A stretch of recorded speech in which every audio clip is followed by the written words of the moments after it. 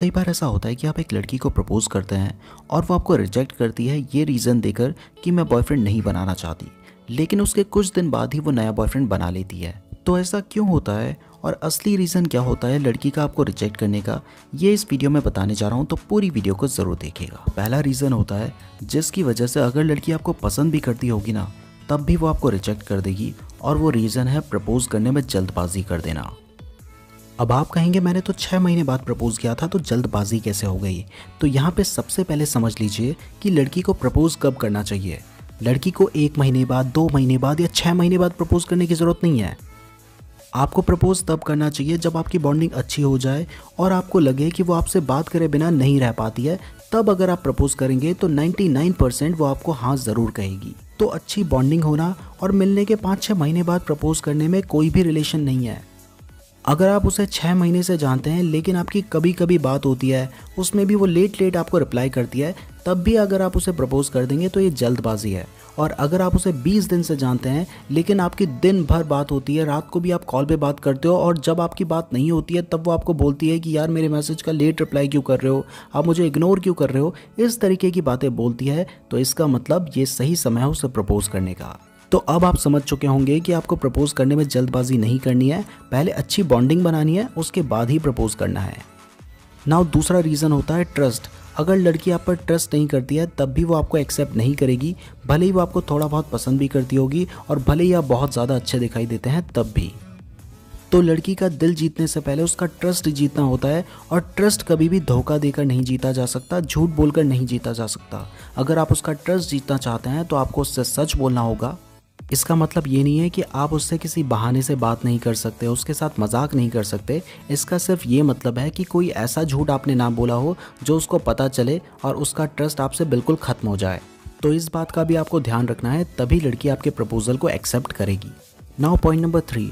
कई बार लड़की ये बोलकर रिजेक्ट कर देती है कि मैं बॉयफ्रेंड नहीं बनाना चाहती, मैं रिलेशनशिप में नहीं आना चाहती, या फिर मैं अपने कैरियर पे फोकस करना चाहती हूँ। अब देखो, कई केस में तो वो आपको पसंद नहीं करती और आपको सिर्फ टालने के लिए ऐसा कहती है, लेकिन अगर ये बात सच भी है तब भी मैं आज आपको एक बात क्लियर बता देना चाहता हूँ कि इंसान की सोच हमेशा एक जैसी नहीं रहती। ज़रूरी नहीं है कि अभी वो ऐसा सोच रही है कि वो बॉयफ्रेंड नहीं बनाना चाहती तो 1 हफ्ते बाद भी वो ऐसा ही सोचे, 1 महीने बाद भी वो ऐसा ही सोचे।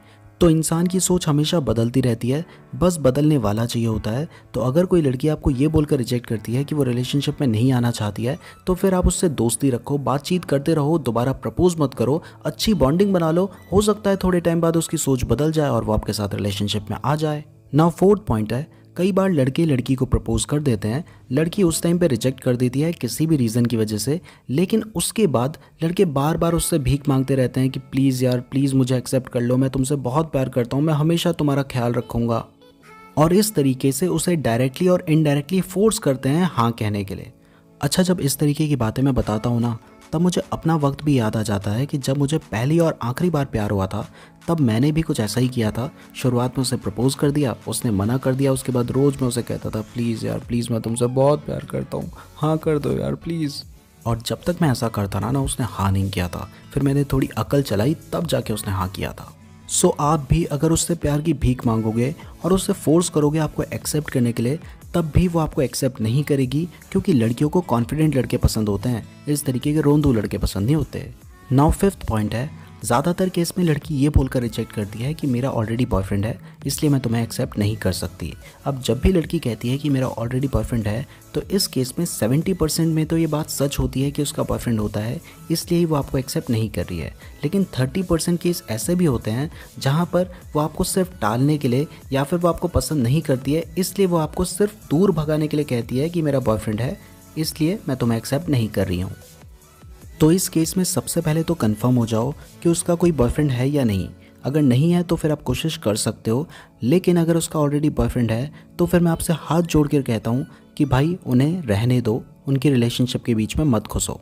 क्योंकि अगर वो अपने बॉयफ्रेंड को छोड़कर आपके पास आ सकती है तो आपको छोड़कर किसी और के पास भी जा सकती है, और जैसे आप उससे टूट कर प्यार करते हो तो ऐसे और भी बहुत सारे लड़के होंगे जो उससे प्यार करते होंगे।